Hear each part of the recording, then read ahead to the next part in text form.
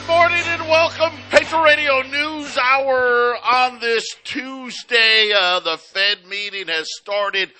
We won't get the results till tomorrow, but right on cue. You thought it was over. I know. You know what? I guess you had two choices.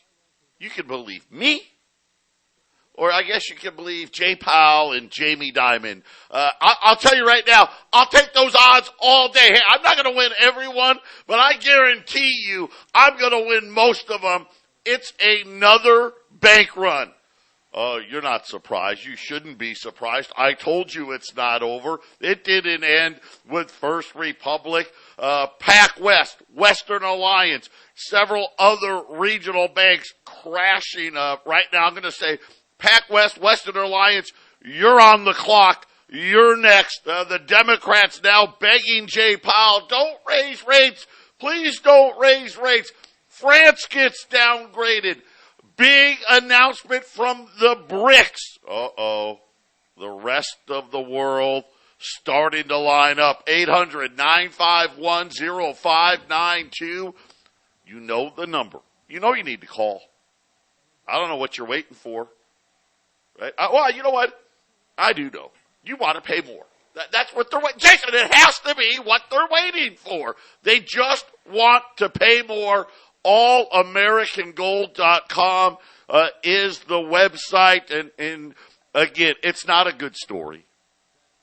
It's simple math. It's not complicated. At least, the financial crisis, at least that was complicated.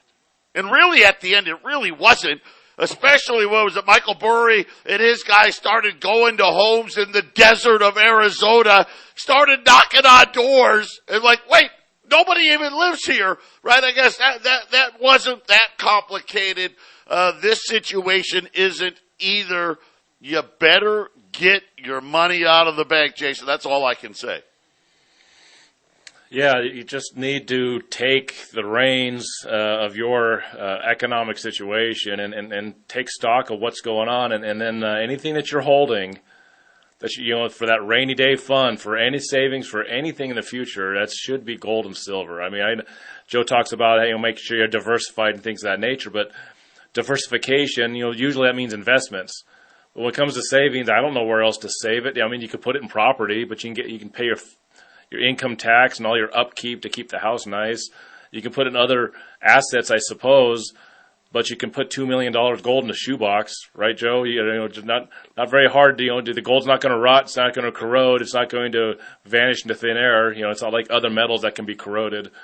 And you can do so much good for your savings holding its value by keeping it in metals instead of in paper or on some digital screen. And got to put your savings in that place. And we're the guys that have been on the air. I've been on the air just over 5 years. Joe's been on much longer.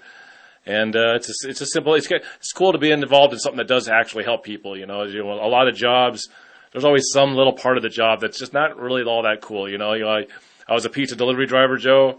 I knew what I was delivering to people. It wasn't really good for them.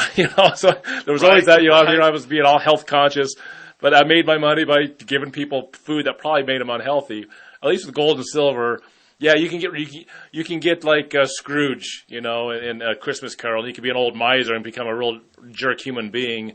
But most people that own gold and silver, Joe, they end up using it for good purposes, handing it off to their kids and their grandkids, and it keeps a rainy day fund for an emergency that seems like is always around the corner. Always around the corner. And I'll just say this, when I first started over 20 years ago, we used to say, hey, you can put $1 million worth of gold in a shoebox. Now it's probably $3 million, right? I mean, same amount of gold, yeah. Right? It just costs a lot more than it did when I first started. Right now, gold's up 27. 2020, let's call it 2020. Remember 2020, Hugh Downs and Barbara Walters, where are those days gone? And now we got CNN and Fox. No thanks. Silver's up 25 cents here, 25.25. The Dow is down almost 600 points, as I said. The bank carnage continues. And this is exactly what I expected. Listen, this is just going from one bank to the next, to the next, to the next. And we know the Fed was asleep. Where were these guys? Where were the regulators? Where were they in watching all of these banks? And these banks, think about it. We've had 3 of the 4 largest bank defaults ever happen in the last, 60 days? And now PacWest, Western Alliance, and others. Jason, it looks like almost like, I don't want to say every regional bank, but it sure does seem like most regional banks are in trouble. And they're in trouble for 2 reasons. Number one, they're in trouble because of deposits, right? The deposits are leaving because of what the Fed has done with interest rates. They've got a bunch of losers there, Jason, but commercial real estate is coming home to haunt these regionals on top of it. And then today, job openings. All the jobs just disappeared, down almost 2 million job openings, the lowest job opening in several years. Quits. Now, this was a big one. Everyone was quitting. Everybody, hey, I'm quitting. I'm going to get more money somewhere else, and I'm going to have a better this and a better that. All of a sudden, and it looks like, and again, this is how it happens. All of a sudden, Jason, nobody's quitting. Now a lot of people now are going the other way. Not only am I not quitting, I'm worried I'm going to get fired. Yeah, I just remember a little over a year ago to a little over a year ago, there was the whole job shuffling thing. They're talking to people about how, hey, maybe you're not in the right place. Go look for a better thing somewhere else. Well, that's all gone, Joe. That's all gone when you raise the rates all through 2022, right? And again, I still think they're going to, I told you it was a policy mistake when they raised last time. They're going to do it again tomorrow. I'm almost sure of it.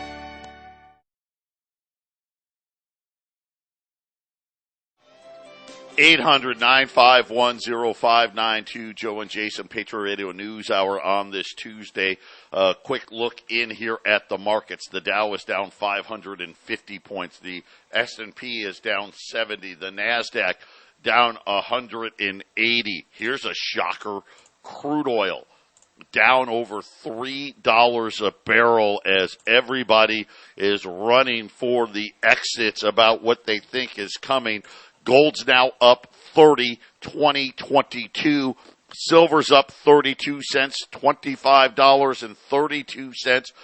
Don't forget, listen, you got to get the gold, you got to get the silver put away, be diversified, make sure you don't have your investments in these banks, right? Call my son Joey, get your stuff over to Northwestern Mutual, and let's not forget our buddies over at Y-Refi. Heck, they don't care about regional banks. They don't care. They don't care. They don't care if Jay Powell is going to make another policy mistake. They don't care if Jamie Dimon comes out on TV and lies through his teeth. You get up to 10.25% return. It's fixed. It's compounded daily. You can do whatever you want with the income. You can pay yourself monthly. You can roll it back over. There's no penalties for early withdrawal. You get your whole initial investment back if you had to do that. If you only want to trade, you know what? I just want to lay low for a year. Okay, well, they'll give you 6.25% if you want to do that. You got to have a minimum of $50,000. You can use existing IRAs. Check them out. That's all I'm telling you. Check them out. Invest. YREFI.com, the word invest, the letter Y, REFY.com, or call them at 888-YREFI-24. So, very early on, the other regional banks started to crater. Now remember, you got to go back to when we first heard about Silicon Valley and Signature. Remember, they were talking, well, what was it, Janet Yellen? Well, there's a few banks. We're worried about. And then I want to say by that Friday, there was a report circulating of almost 200 banks that really have what we would call, I'll call it balance sheet issues. And what I mean by that is any major loss of deposits, a significant loss of deposits, would put these banks in jeopardy.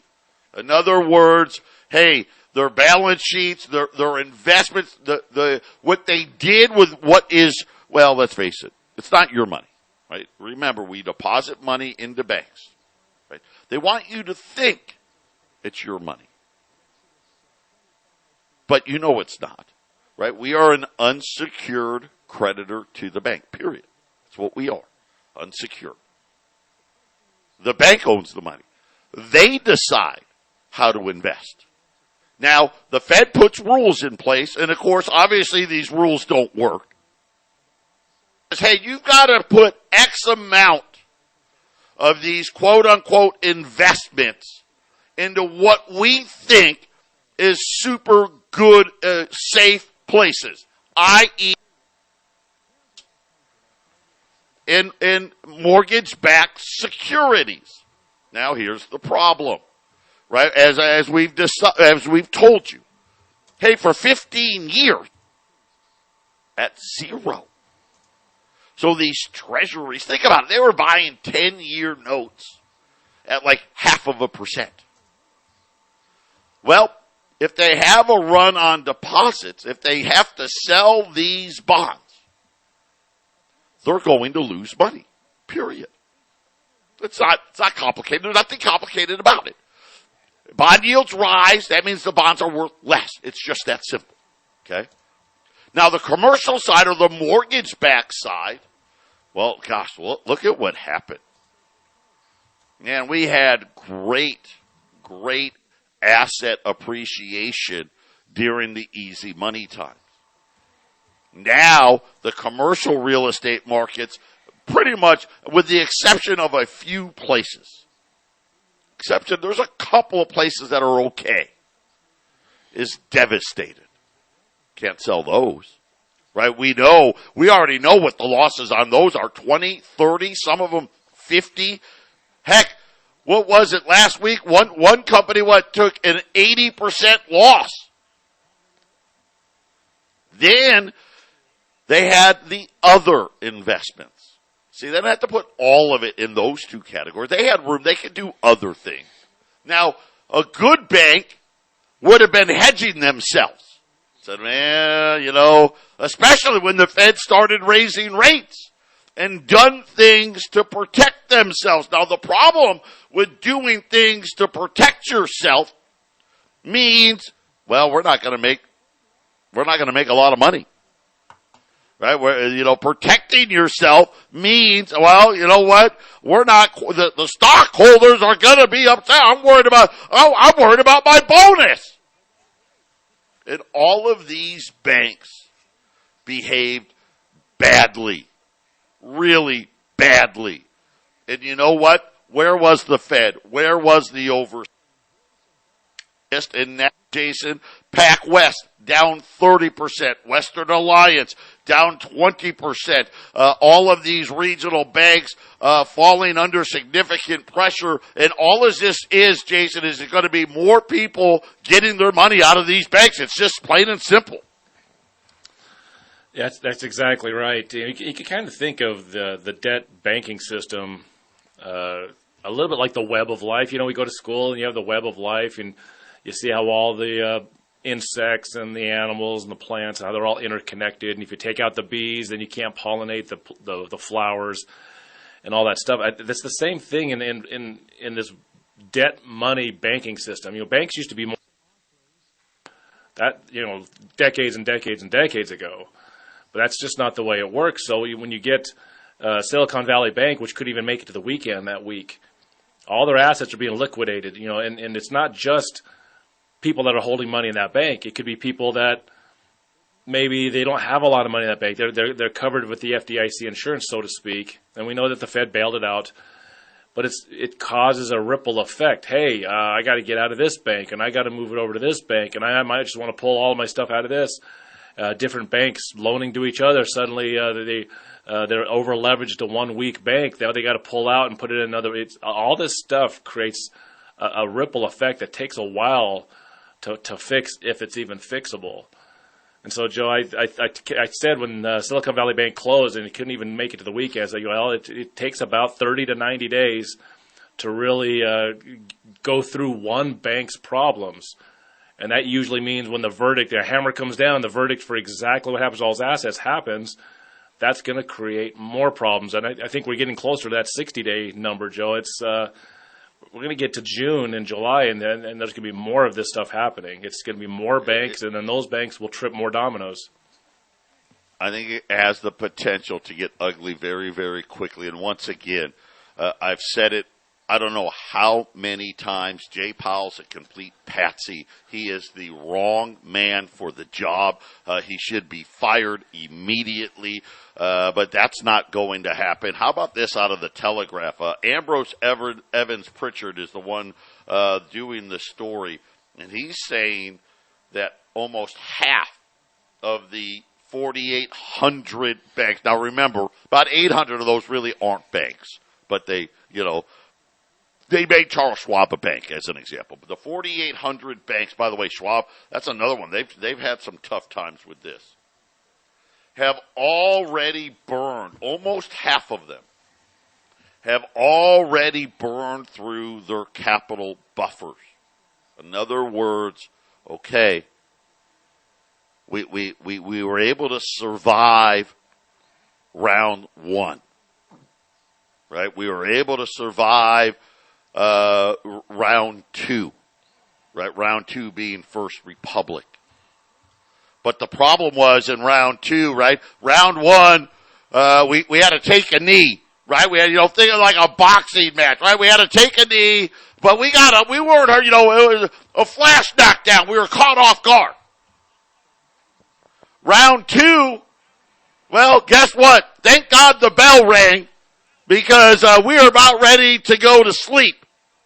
And now the Telegraph is saying, Jason, they have no more what they call capital buffers left, which means any more run on deposits, and these banks are running on what they call negative equity. They may not have to market, right? Because, the Fed is saving them, right? Got to remember, the Fed is saving them under the U.S. accounting rules, but that doesn't make them solvent, and this is the problem. The smart Wall Streeters know, okay, you can play all the games you want, but I know how to do math. I've got a pretty good idea of what I think your quote-unquote capital buffers are, and when I do the math, Jason, these banks are insolvent. We're talking about potentially half of these banks could be insolvent. They're all instruments of debt anyway, so really they're all just in bad shape. It's just a crooked money system. It doesn't work. It only works because people have faith in it. So they're all bad, Joe. All the banks are bad. What happens is people figure out that certain banks are going to crumble first, and that's what starts the whole thing. All the banks are insolvent. They're all in debt. It's all funny money. It's all fake. The whole thing is fake. It's all rigged and fake. And when people start to figure it out, they start to figure it out, a lot of people all at once. It starts with Silicon Valley Bank, and then the next one, and then the next one, and then it starts making the actual news, and people start calling us and buying gold and silver, and then it just gets worse and worse until somebody out there can go on the TV, usually some figurehead president or something, and they just say, oh, we got it fixed. Barack Obama, for anybody that doesn't like him, he sure was a calming influence to everybody. We got up there, and he had his little smile, and he said, everything's fine. And people just believed it. Right, Joe? And then that's what they're going to hope for this time around. People believe it less and less, right? The boy that cried wolf, yep. Right? Oh, well, it was just Silicon Valley and Signature. Oh, well, okay. Now it's over, right? Okay, well, maybe it's more. Stanford professor and banking expert Amit Saru says the following. It's really spooky. Thousands of banks are underwater. Let's not pretend this is just about Silicon Valley or First Republic. A lot of the U.S. banking system is potentially insolvent. And, of course, what is he talking about? Well, if this continues and the economy does get worse, right, when the tide goes out, no matter what they try to say, right, the math is the math, Jason, and these banks simply don't have the capital buffers. They didn't do it right. They again, this is why everybody out there, and it's really simple. Why do you think guys like Jeff Gundlach are saying, oh, the Fed's going to cut rates 3 times before the end of 2023? That's unheard of. That's not what they're saying. I promise you they're not going to say that tomorrow. Because they know. They know, Jason, right? They know. Hey, these banks don't have it. You got to get the rates back to 0. And it's a problem because the small players believe what the bigger players tell them. The big players believe what the biggest or the giant players and the central banks are telling them. And at some point, there's somebody that knows what's going on, Joe. There's always the guy that knows how to leverage every situation to their advantage. And so this thing, once again, is corrupt. It's aimed to be like this for certain individuals. But that aside, these banks like Silicon Valley Bank, they just did what the logic or what the bigger players. Hey, the guy up over at J.P. Morgan Chase, he said this and this and that, and Goldman Sachs said this and this and that. So we should be doing that, right? They just do what they think the smarter guy in the room is telling them to do, and then look what happens, Joe. Crash and burn, right? By the way, you can go to the Hoover Institute report that he did. 2,315 U.S. banks, by his calculation, are sitting on assets that are worth less than their liabilities.